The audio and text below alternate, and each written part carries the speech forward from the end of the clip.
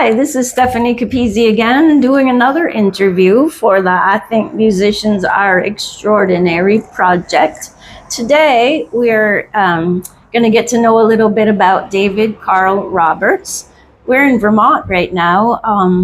We're in Stowe, Vermont. We're at David's farmhouse, who would call it. This place is amazing, and what you're doing with it. Do you want to say anything about that first? Yeah, well, we call it Tinker Lane Studios because it's on the corner of Tinker Lane and Randolph Road here in Route 100. It was once owned by the Tinker family. But it is a historic property. It has been a boarding house, a working farm, an inn, and it's historic. Thomas Edison stayed here. Henry Ford stayed here way back in 1919. John Burroughs and Harvey Firestone all stayed here back in those days when they were exploring where are we going to put electric, where are the roads going to be, they're cruising around their Model T or whatever it was and just exploring, and they ended up here at this property. Wow. So, and now we're kind of many generations into it here. We're taking the property and we're turning it back into a kind of a short-term rental property, where we have 4 Airbnb units, and the main section of the house is for the family, and and it's just a great spot here in Lamoille Valley. So great. Yeah, it is a great spot here in Lamoille Valley, and I love that you're doing this with this place. That is so cool. Which I haven't really seen the whole place, but I just love, and what you just shared about it. Yeah. Didn't know any of that. And a lot of it too, I do with recycled materials and stuff, because Vermont has a really great stores like that. They have the Resource, which is a series of stores that has all kind of used architectural salvage and stuff in it, along with Habitat stores, which you go find windows or batches of tile and stuff like that. And I go through those stores and I find stuff and I say, okay, I can fix this tile here in this shower now. Right. That's great. That's more interesting, finding stuff like that. I think it seems like it sure would be. Yeah. Good. Thanks for talking about that. I love it. So we're gonna roll right into the musician questions, which would be, number one, like, at what age did you become interested in doing music? Oh, well, when I was a little kid, I was like one of those little kids that was always singing and doing around. And, when I was like 4 or 5 years old, I was, in like grade school and kindergarten, I was the one that they always chose to do the singing parts in the school plays. And I started playing trumpet when I was like about 7 years old, and didn't really. I got a guitar when I was about 12 or 13. I saw one at a yard sale, made my mom pull over, and I banged on it, but no one really knew how to play it or teach me how to play it. So it kind of sat there until I was about 18, and then a friend of mine got a guitar, and I was going to the University of Maine. And he came up to me and said, look, Dave, I got this for Christmas. This is a G chord. And he strummed the G chord. And I was like, oh, dude, that's awesome. Can I have that? And he's like, yeah, you try it. And I was like, can I borrow it for the weekend? And about a week later, he comes down going, Dave, where's my guitar? And he took it back. And that day I drove into Bangor, Maine. And I had like $85 on me. And I walked into the music shop there, Vining's Music in Bangor. And I said, I have $85. What kind of guitar can I buy? And they're like, this one. Okay. There was one guitar. It was a Hondo 2 Hummingbird copy. Wow. And I walked out the door that day. And that was, and the rest was history. The rest was it. I went home that day and wrote a song. Oh, that's so great. Remember what the song was about? Yeah, it was a stupid little song. It was this kind of it was called Pool of Black Tears, and it was just like this 3-note droney thing. It was like, pool of black tears, I'm lost in my fear. It was really, really bad. But I was like, I didn't know how to play anybody else's songs, so I just started making sounds. Yeah. That's great. That's super. Oh my gosh. And that's how you ended up with your first guitar, too. Yeah. Wow. Did you continue to play the other instruments? I played trumpet. Oops, sorry there. That was that creaky. Creaky rocking chair. I played trumpet for a little while, but after high school, there's really not a lot of opportunity, or there wasn't very many opportunities because I wasn't really into jazz or anything. Our band program in high school was more kind of classical ensemble type of stuff, and so I kind of phased that out. Eventually, I sold it, and I've got a trumpet again, but I rarely pick it up. So yeah. Oh, yeah. Okay. Cool. Okay. I hope the cars are not too distracting to our conversation, but it's kind of cool because we're out here in this really awesome porch. Love that. So now of your songs, you're a songwriter. I have to be careful not to touch the microphone.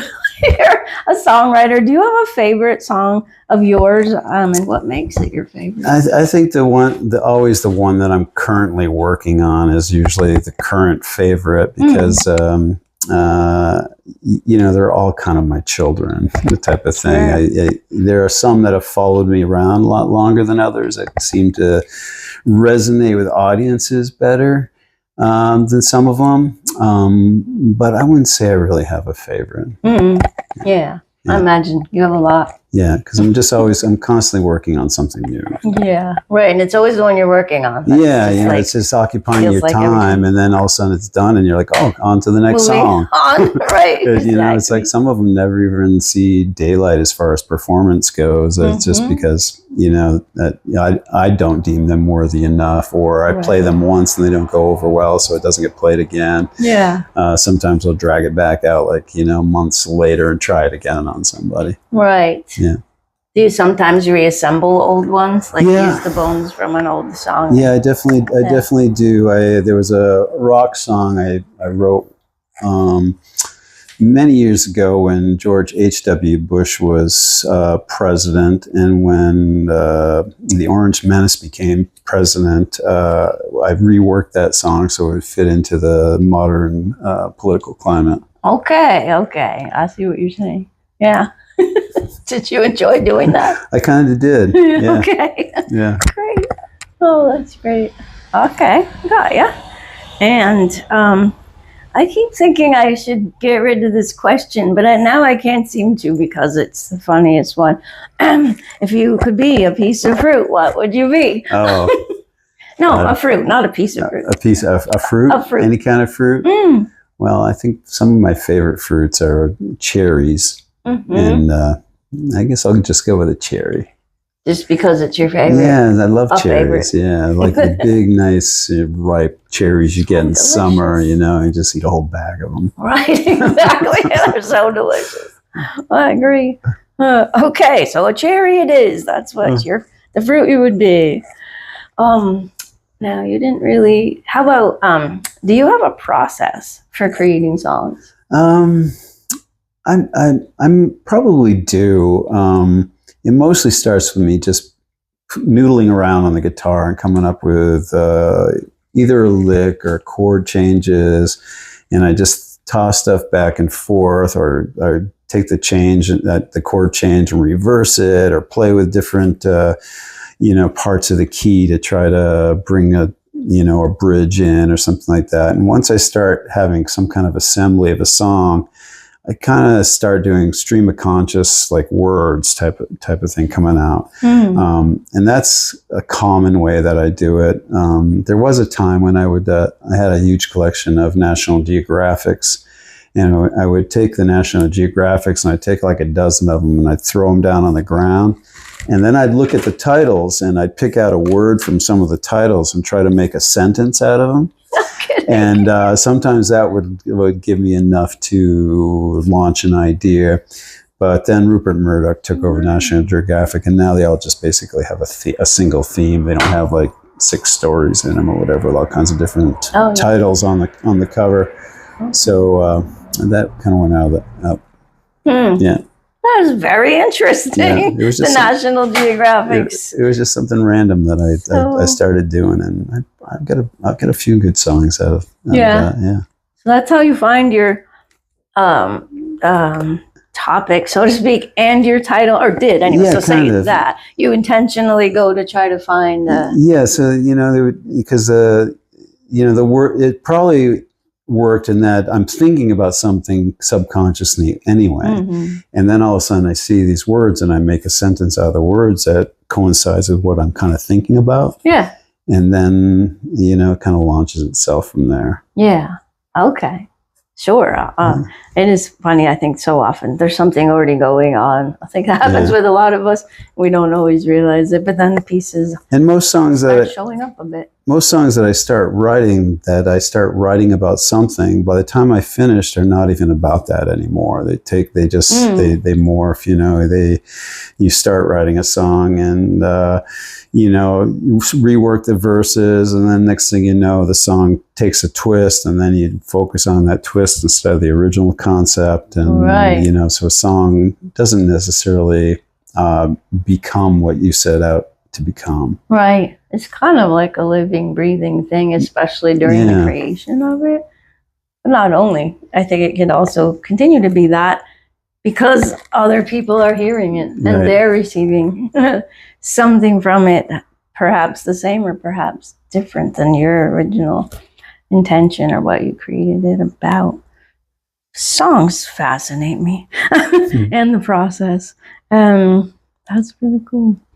How about for you, was there a particular mentor or artist that most influenced you as a person and you for your music? I think it, the style of music that I currently play, perhaps not. It's an amalgamation of everybody that I've listened to or seen. But I worked in the club scene for a long time, and I saw hundreds and hundreds of bands. But when I was in my mid-20s, 24 to 26 or 27, I was playing up and down the East Coast, and I ended up in Key West, Florida, where I started hanging out with this guy. I was 24, 25, hanging out with this guy who was like 36, who was a Delta blues player by the name of Kent Duchesne. And he influenced me a lot during those years because I'd go see him play every night. And if he had a night where he couldn't do his regular gig, sometimes he'd let me like sub in for him at Captain Tony's in Key West or the Green Parrot or someplace. And I started playing a lot of Delta blues, slide blues. And I don't really do a lot of it anymore, but there was a period in my life, probably like a 10-year period, where that was probably half my show. Wow. So, okay. Yeah, pretty cool. Yeah. Sure. So it was for quite a while. Yeah, for quite a while. Yeah. What do you think shifted you away from it? Just, I was still pretty young there, and I was still learning, and it was like after that period of time when I worked in the club scene for a while doing promotions, and I got to see, 2-3 bands every night for weeks and months and years, really.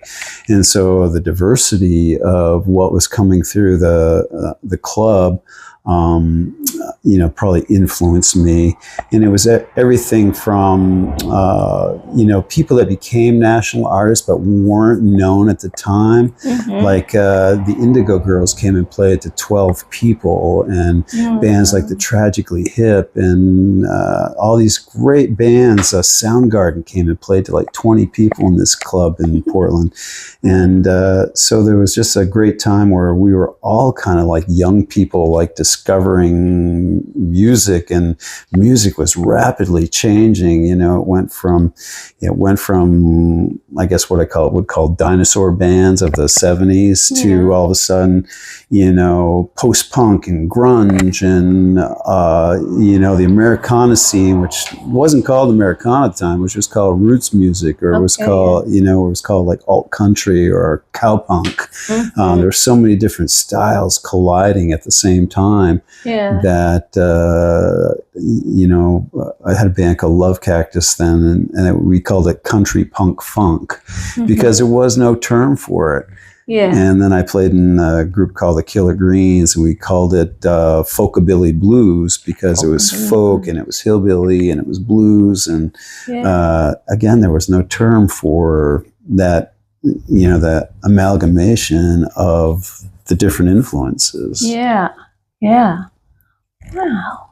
So you were exposed to also so many of these expanding and moving pieces that apparently led into so much of what you created and now, and what your sound was and grew to be and what is today. Yeah, and I also worked in a guitar shop in Portland for about 15 years. And, so I had all these instruments at my fingertips, so I could pick up and, play pretty much anything, as far as playing with the sounds and that was, if in getting back to someone who was my major influence, it would have been, be my boss at the time, Phineas Martin. He really kind of, at a time when I was didn't know what I was going to do when I was about 27 years old, he offered me the job there, and I was there for like 15 years. It was just where I learned so much about instruments and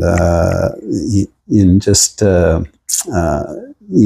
different styles of music, because you just meet so many different players that would come in and play, and people that would be so unassuming would walk in and they would just rip, and you'd be like, man, it's like, who are you? And they're like an accountant someplace, and they're just playing in their bedroom, and it wasn't all just about going out and being a rock star. So amazing. What a just really cool that you had that. It's really I landed in a great spot, and that's that definitely is probably my hugest influence, is just being around all that stuff like all the time. Wow, how awesome is that? It's really awesome. Cool, thanks for sharing that. Well, I'm gonna not touch the microphone. I'm gonna ask you about do you have anything that you do to prepare when you're going to perform in public? I kind of do.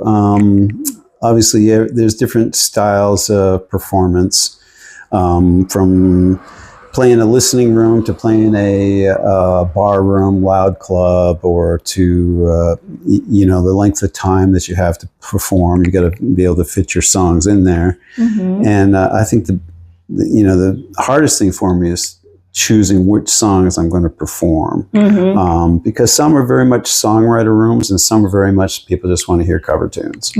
And so putting together a set list, I think, is and practicing out a new set list for a new club or something like that is an important part of preparation for something.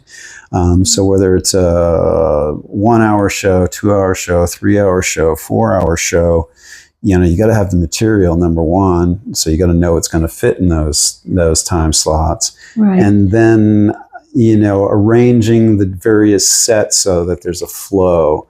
So maybe one set is very much folk going into country, going into blues going into like slide guitar, or whether I start playing mandolin and then go to guitar, or I try to figure out what's going to be the best flow for the people that I'm performing for. Okay, so it sounds like you spend a lot of time on that piece. Time and thought? I think there's thought, not so much time, because when I'm playing a lot, which right now I'm playing 2, 3, 4 shows a week, I don't have to practice so much because they're practiced every night. But as far as the set arrangements, I try to keep it fairly fresh, not just do the same set every night, because there's hundreds of songs in my repertoire, and for the most part,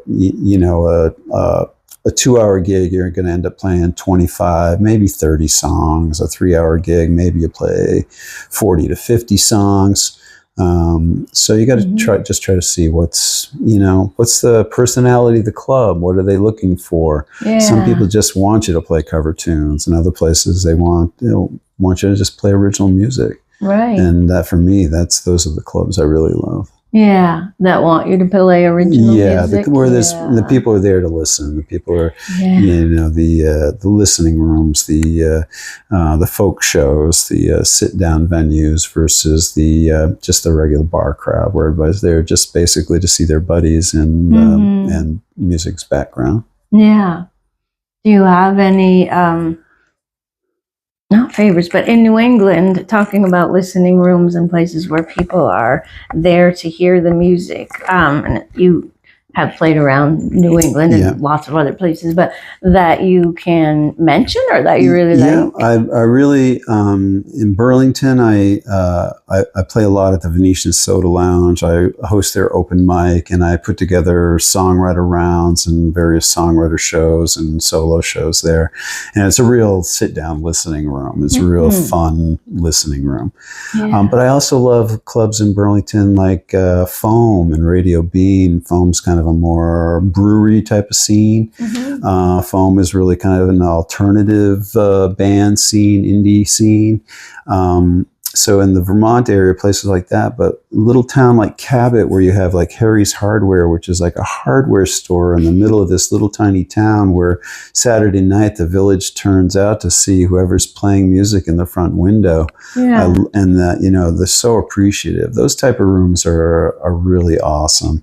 And there's a room in Portland I play once a month called The Thirsty Pig, and it's really just a fun room. It's a sausage place and make homemade sausages and do local craft beers, and it's just a lot of fun to play there. And there's great listening rooms. Like Portland has a room called Blue, which is a really awesome sit-down listening room. And then the larger venues, the theater venues, got to do a show at the Highland Center here in Vermont last year. Did a songwriter round with Troy Millette, Jesse Taylor, Fern Maddie, and Ian Steinberg. And it was so great to be in this big plush opera theater, people sitting there listening. And it was just with the sound just incredibly beautiful. Those types of venues are they don't happen that often, but I love playing those rooms. Yeah, I bet. That's pretty special when that happens. Yeah, in places like that. Wow. I think I'm going to hold on this question because I want to ask you about, so today, what are you doing mostly musically? Mostly musically. I'm gigging a lot right now. So when I gig a lot, it's harder for me to find time to write. But I try to write. I try to write I try to regiment myself. I always used to like Monday morning, 9 o'clock, just like going to a job. I'd just sit down with a guitar and just start playing, just to kind of get the juices flowing. And whether I came up with something or didn't come up with something, I try to just get something happening with my brain. Yeah. And that's a lot of what I do. I hang out with my guitars and just kind of noodle around on them. But right now I really am like gigging a lot. So it's harder time-wise to find everything because it's spring in Vermont. You got to work outside and you got to work on your house and you got to plant your garden and you got to play with your chickens, Right. You have a lot of chickens. I have a lot of chickens. And how many did you say? I've got 16 adult chickens. I've got 6 young layer hens and 6 young bantams, and so we don't know what they're going to be yet, roosters or hens, but we'll find out in a couple months. Okay. But I've got a bunch of roosters. People kind of make fun of me for my roosters because I don't have the heart to kill them. And so I do have I've got like 6 roosters running around here. Okay. Wow. And a lot of plants. Yeah, a lot of plants. I raise heirloom tomatoes, a hobbyist, and I've got like 17 varieties, and sell them out of my driveway. And and that's a long process too. It's been 3 months working on them to get them to the point where they're today they're in the driveway for sale, $3 each. Yeah, I guess this is so great. I love that. Yeah, you certainly have a lot of them outside. Right now, not that I can only see these right here from when I first came up. Oh, that's wonderful. love what you're doing with this place and the chickens and the plants and your music, which I've heard you play a little bit. I first saw you at a songwriters round at Spruce Peak. Yeah, we did the Spruce Peak Performing Arts Center a couple of years back with John Fusco and Trevor Christ and you know, Abby Sherman, a bunch of folks. That was a really cool venue. Yeah, it was, and it was a beautiful event. Yeah, loved it. And I saw you recently in Cabot. Yeah, that was fun. That was really fun. It was. What a nice. Yeah, and you know, there's so many of those great little spots like that. Like it's an old town hall in Cabot, in the third floor. There's a big open space with this stage where you can just imagine in the 1950s, like little kids doing their school performances on these stages. Yeah. Because I remember doing that growing up in the Northeast Kingdom when I was a little kid. You know, there was in the town of Barton, there's the movie theater auditorium kind of thing right in the center of downtown, and the school's about a block away. And when we did our like Christmas plays and stuff like that, you know, we'd all march single file up the sidewalk and get into the theater and get backstage in the big theater and you know, come out on a big stage and you know, it's such a rush to be a little kid and you're doing that stuff. So and you remember that? Oh yeah, that's a beautiful thing, a memory to have. Yeah. That's so great. And that little venue there upstairs in Cabot is so like, and that event is really intimate, and a lot of people showed up, more than I expected. It's always pretty full there. So it's good. It's a good little. Dana Robinson has a good little thing there going there in Cabot. He runs Cabot Arts, and he puts together the old timey jam at Harry's Hardware on Sunday afternoons, and it's a quite little musical town for a town that I don't know has a population of 600 people or something. Right, you know, it's tiny. It's amazing. Although Cabot is pretty famous for the Cabot cheese. Famous for the cheese. They bring their trucks. They spray the wasteway here on the fields all the time. So we see the Cabot trucks around here all the time. Okay. Yeah, they got these big hose things, and they shoot all the waste liquids out onto the cornfield. I didn't realize it's coming from Cabot. Yeah. That's pretty great. All right. We have one more question. And then I did ask you in advance, but you said you would like to play an original song. Yeah, play a song. Great. Yeah. Well, this is the last question, and then we're going to break and do that. So that is, if you could have your fans or humankind remember you by one thing, what would it be? Just that I was generous in helping the younger generation of songwriters get going, because you know, music circles, music communities can be kind of cliquish. People don't like to sometimes give up their gigs, sort of speak. You know, because they're precious. You know, it takes a while to break into a club, to play a club, to meet whoever's booking the club, and that's always been something I've been fairly good at as far as going out and getting gigs. But I'm trying to help a new generation of songwriters through this open mic I host at the Venetian, and through some other open mics that I attend and host, and through a contest that I ran this past year in Burlington called the Emerging Songwriter Contest, where these people, it gives them kind of a hope that they can get out there and perform. And I meet these players who are just really good, and they just really don't quite know how to get it all going. And so I hope I'm influencing them in a positive way. And you know, I know I'm getting older now. It's you know, they're going to have long careers ahead of them, some of them. And I know for me, you know, someday my body's not going to keep up with things. You know, I have friends that already their hands are giving them trouble, and you know, we all kind of start losing our eyesight, things like that. Right. So if they can just remember me as someone who has helped the young performers in the local community, I think I'd be very happy. Well, that's a good thing to want to leave behind as a legacy. And it sounds to me from a lot of things you're doing that. You sure are doing that. And it sounds like you'll probably continue until you can't. I probably will. Inspiring young, I'll probably always be able to bang on something. And to play music. Well, I hope so. That you will.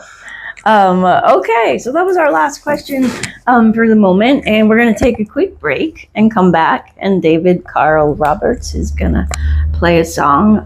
Although, for a moment, really quickly, do you have any, where can people find you and your music? Love Shack Records, www.loveshackrecords.com is kind of the central place where you can find things about. You can find my music schedule, my performance schedule. You can find links to my where you can find my music around the internet, places like that. That's probably the easiest way to find me. And on Facebook, David Karl Roberts Music. Different social media things. Look for David Karl Roberts, Karl with a K.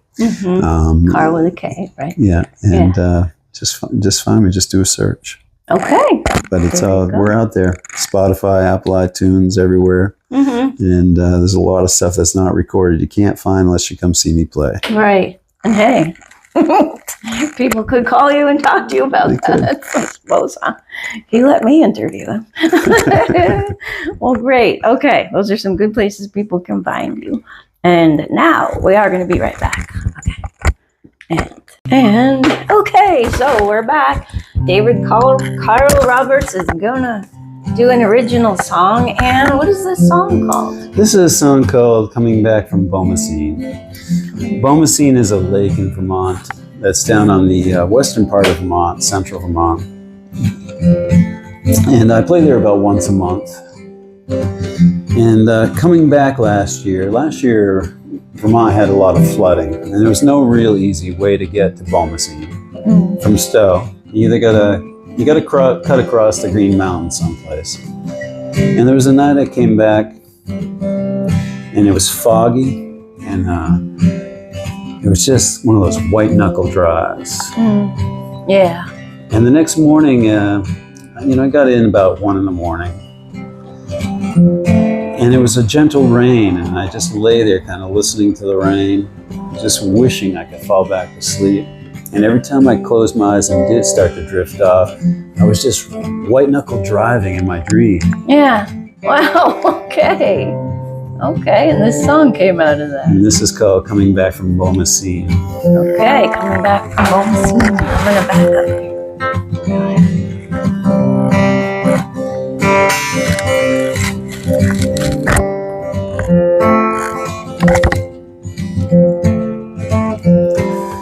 Laying there listening to the sound of early morning rain.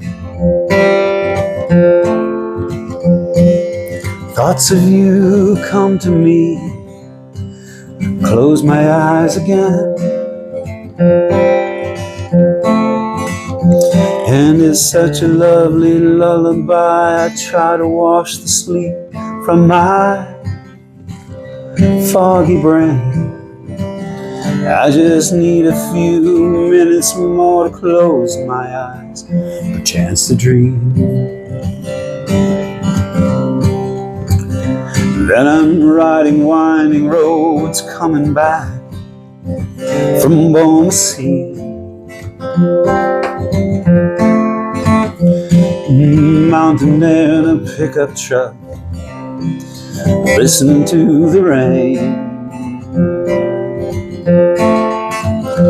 And the smell of coffee from downstairs, sweet perfume is in the air. I just need a few minutes more to close my eyes and dream. Ooh.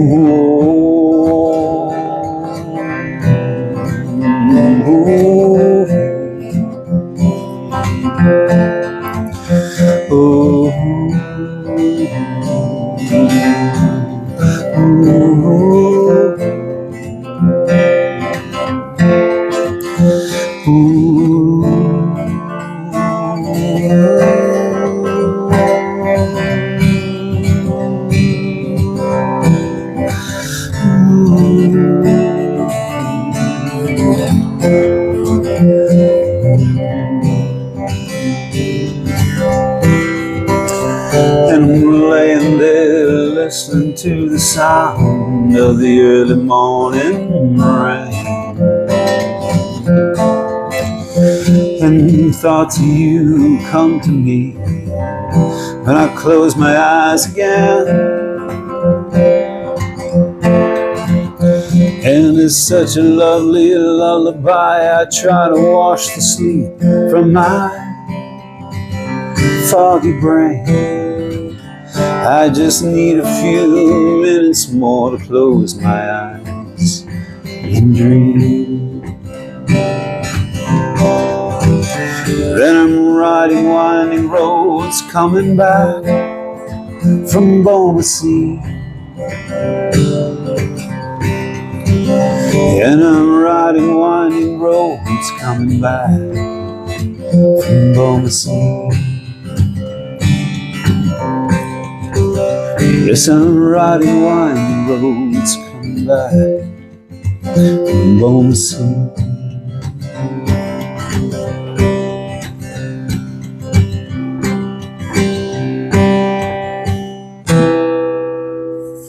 Wow. What a beautiful song. That was a beautiful song. Thank you. Thank you for sharing it with us. I appreciate that so much. That was beautiful. Thank you. My gosh. And so for today, we're going to say goodbye. And just one more time, I want you to say where people can find your music. www.loveshackrecords.com. Okay. Perfect. You heard it right here. David Karl Roberts. David Karl Roberts. All right. Thank you for joining us today. Thank you. Getting to know David Karl Roberts a little bit more. Thank you for the opportunity to spend some time with you. Okay. Great. Bye-bye. See you next time. Bye.